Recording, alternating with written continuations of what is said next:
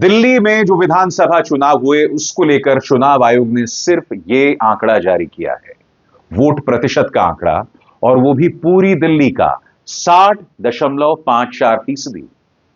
जैसे मैंने कहा दोस्तों, 48 घंटे गुजर चुके हैं मगर अब तक चुनाव आयोग ने आंकड़े जारी नहीं किए।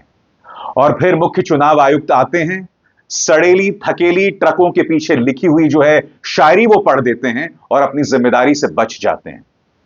उन्हें इन सवालों का जवाब देना पड़ेगा कि आखिर क्या वजह है, आखिर क्या वजह है कि आपको इतना वक्त लगता है।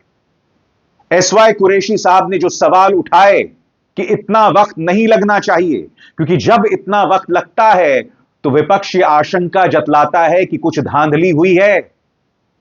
क्या इन सरल से सवालों का जवाब चुनाव आयोग के पास नहीं है कि आप इतना वक्त क्यों ले रहे हैं?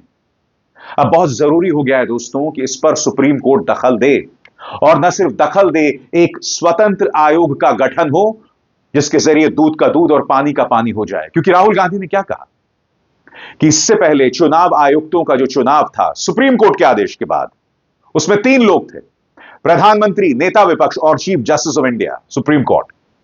मगर उसे भाजपा ने पलट दिया। भाजपा इन सवालों का जवाब दे कि आखिर उन्होंने ऐसा क्यों किया। और फिर प्रधानमंत्री संसद के सामने कहते हैं कि हम इन समितियों में कम से कम विपक्ष को मौका तो दे रहे हैं, आप एहसान नहीं कर रहे हैं। क्योंकि लोकतंत्र किसी एक पॉलिटिकल पार्टी की बपौती नहीं है। यह जो लोकतंत्र है इसमें सभी भागीदार हैं। इस देश की जनसंख्या से लेकर, इस देश की पॉलिटिकल पार्टी से लेकर, इस देश का मीडिया, जिसका एक कर्तव्य बन जाता है कि वो इन मुद्दों पर कठिन सवाल करे।